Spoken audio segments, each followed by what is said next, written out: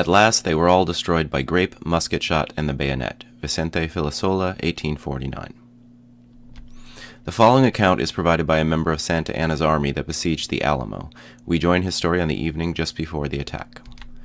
On this same evening, a little before nightfall, it is said that Barrett Travis, commander of the enemy, had offered to the general-in-chief by a woman messenger to surrender his arms and the fort with all of the materials upon the sole condition that his own life, and the lives of his men be spared.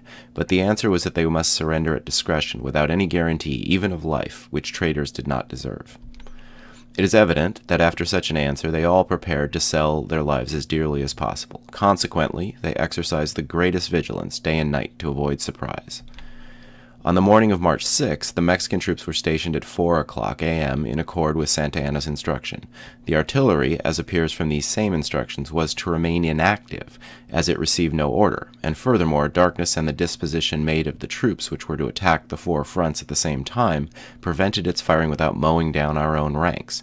Thus, the enemy was not to suffer from our artillery during the attack. Their own artillery was in readiness. At the sound of the bugle, they could no longer doubt that the time had come for them to conquer or to die.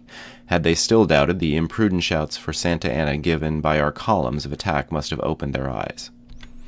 As soon as our troops were in sight, a shower of grape and musket balls was poured upon them from the fort, the garrison of which, at the sound of the bugle, had rushed to arms and to their posts. The three columns that attacked the west, the north, and the east fronts fell back, or rather wavered, at the first discharge from the enemy, but the example and the efforts of the officers soon caused them to return to the attack. The columns of the western and eastern attacks, meeting with some difficulties in reaching the tops of the small houses which formed the walls of the fort, did, by a simultaneous movement to the right and to the left, swing northward till the three columns formed one dense mass, which under the guidance of their officers, endeavored to climb the parapet on that side. This obstacle was at length overcome, the gallant General Juan V. Amador being among the foremost. Meantime, the column attacking the southern front, under Colonels Jose Vicente Mignon and Jose Morales, availing themselves of a shelter formed by some stone houses near the western salient of that front, boldly took the guns defending it, and penetrated through the embrasures into the square formed by the barracks. While they assisted General Amador, who, having captured the enemy's pieces, turned against the doors of the interior houses where the rebels had sought shelter, and from which they fired upon our men in the act of jumping down into the square or court of the fort, at last they were all destroyed by grape, musket shot, and the bayonet. Our losses were very heavy. Colonel Francisco Duque was mortally wounded at the very beginning. As he lay dying on the ground where he was being trampled by his own men, he still ordered them on to the slaughter. This attack was extremely injudicious and in opposition to military rules, for our own men were exposed not only to the fire of the enemy, but also to that of our own columns attacking from the other fronts, and our soldiers being formed in close columns, all the shots that were aimed too low struck the backs of our foremost men.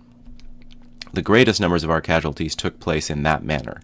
It may even be affirmed that not 1/4 of our wounded were struck by the enemy's fire, because their cannon, owing to their elevated position, could not be sufficiently lowered to injure our troops after they had reached the foot of the walls.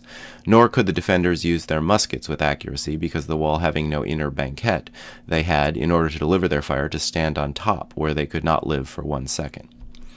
The official list of casualties made by General Juan de Andrade shows officers 8 killed, 18 wounded, enlisted men 52 killed, 233 wounded, total 311 killed and wounded.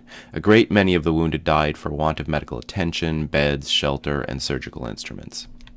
The whole garrison were killed except an old woman and a Negro slave for whom the soldiers felt compassion, knowing that they had remained from compulsion alone.